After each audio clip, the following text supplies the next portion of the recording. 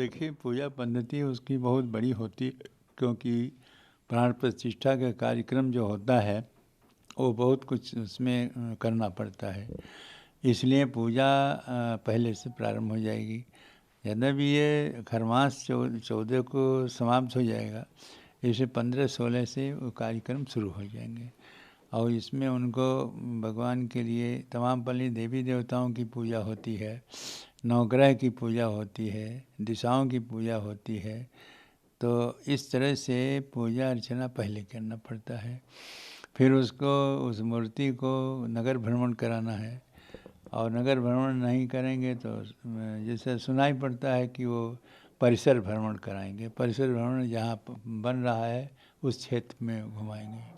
इतना ही करेंगे। उसके बाद जो उनकी प्रक्रिया है कि उनको अन्नादिवास, पुष्पाधिवास, औषधाधिवास, ये है दुग्धाधिवास, जलाधिवास, ये सब प्रक्रिया होगी। और वो एक दिन करेंगे कि एक दिन में और करेंगे, एक दिन करेंगे तो प्रतिदिन उनको करना पड़ेगा। इसलिए उसके पहले, प्राण प्रतिष्ठा के पहले सारी प्रक्रियाएं जो होती हैं वो हो जाएंगी। और ये सब होने के बाद में तब उस जिस दिन प्राण प्रतिष्ठा होना है उस दिन सब काज पूरे रहेंगे। केवल प्राण प्रतिष्ठा की जो विधि है उसी को संपन्न करेंगे। और उसके बाद में उसी दिन प्रधानमंत्री जी भी आएंगे, और प्रधानमंत्री जी के द्वारा क्या कराएंगे ये जो आचार्य प्राण प्रतिष्ठा कराने वाले हैं वो बताएंगे। पिताजी, आंखों पे पट्टी बांधने की क्या मान्यता है कि प्राण प्रतिष्ठा? देखिए, मानने की है कि भगवान की जो दृष्टि है, जब प्राण प्रतिष्ठा हो जाती है तो उसके बाद में उसको वही शक्ति आ जाती है जिस देवता की प्राण प्रतिष्ठा जिस मूर्ति में किया जाता है, तो वो शक्ति वो आ जाता है। इसलिए उनकी आँख को बांधा जाता है। और आँख बांधने के बाद जो शक्तियाँ हैं आँख से निकलती हैं, इसलिए उसको वो शक्ति जो उनमें स्थापित किया गया है मंत्रों के द्वारा वो बाहर न निकले तब तक, जब तक वो प्राण प्रतिष्ठा हो करके और वो जो सिंहासन है जहाँ उनको स्थापित करना है वहाँ जब तक स्थापित नहीं हो जाते। जब प्राण प्रतिष्ठा के बाद स्थापित हो जाएंगे तब उसके बाद में उसको भी सामने से नहीं, बगल से जो भी होंगे वो विशिष्ट लोग जिनको वो आचार्य जो हैं निर्देश देंगे वो उनकी पट्टी को खोलेंगे। पट्टी खोलने के बाद शीशा दिखाएंगे। शीशा दिखाने के बाद में सोने के सीख से उनको काजल लगाएंगे। ये 3 प्रक्रिया प्राण प्रतिष्ठा और स्थापित होने के बाद होती है।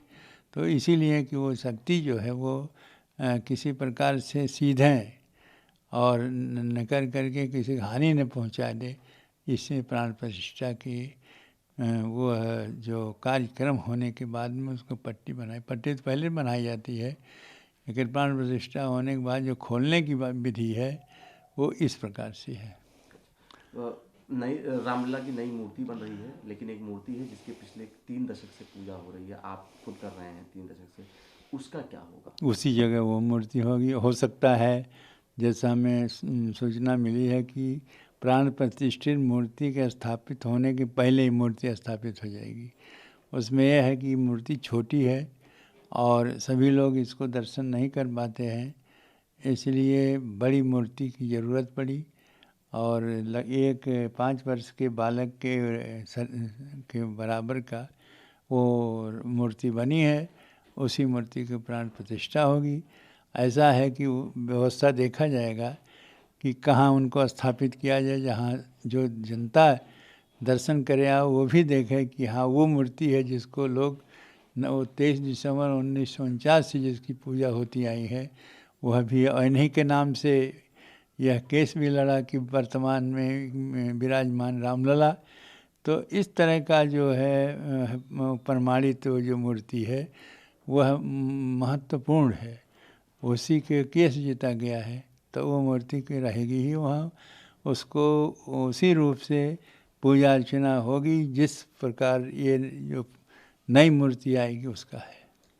क्या पूजा अर्चना पद्धति में कोई बदलाव होगा? पुरानी पूजा पद्धति नहीं, पुस्तक मिल गई है, उनमें कोई बदलाव नहीं है। हाँ, कुछ थोड़ा बहुत बदलाव है, क्योंकि और जगह जो पूजा होती तो उसमें भगवान राम का दरबार होता है। उनके माता सीता भी साथ में रहती हैं और उनके भाई भी रहते हैं। यहाँ केवल राम ही है और इसलिए जो स्तुति भगवान राम के और सीता के साथ में की जाती है उसको नहीं किए हैं और ये बदलाव किए हैं। बाकी जो सुबह के उठाना बैठाना स्नान कराना वही पद्धति है जो पहले से चली आ रही है और उसमें जो मंत्र हैं 16 है, उसी 16 मंत्रों से सब कार्य होता है। और साथ साथ ये है कि वो मंत्र जो हैं षोडशोपचार और पंचोपचार 2 प्रकार की विशेष तक पूजा होती है। तो षोडशोपचार पूजा होती चली आ रही है। अब उसे मंत्र पढ़ो और समान दो, जैसे ओं सहस्रेशा पुरुषा सहस्राक्ष सहस्रात भूमि गों सत्वा दशांगुलम तभी कहते रामम आवाहयामी स्थापयामी पूजयामी। ये मंत्र पढ़ने के बाद उनका स्थापन किया जाता है तो स्थान के जगह हुआ। फिर इसके बाद में आगे जो मंत्र हैं वो सामान देने के लिए है। जल देना, उसके बाद आचमन कराना, स्नान कराना, फूल देना और वस्त्र पहनाना और जो मुकुट पहनाना, ये सारी बातें पहरा करके तब उनको अंत में श्रृंगार आरती होती। श्रृंगार आरती में फिर उनके बाद में उनको पुष्पांजलि होती है। अंत में होता है जगेन जगमय जंत देवास्तानि धर्माणि प्रथमन्यासन्न तेह नाकम महिमान सचन जत पूर्वे साध्या संति देवा। यह होगा पुष्पांजलि हो जाएगी। इस प्रकार से सर्वो मंत्र के द्वारा उनकी विधि विधान से पूजा होगी। पुजारी जी, आप वेदों के शास्त्रों के जानकार हैं। बहुत से लोग कह रहे हैं कि मंदिर पूरा बनने का इंतजार कर लेते, क्या वजह है? क्या नहीं, जितने भाग में रामलला के स्थापित करना वो पूरा बन चुका है और 3 खंड में बनना है तो तीनों खंड के अलग अलग व्यवस्था है, ठीक है।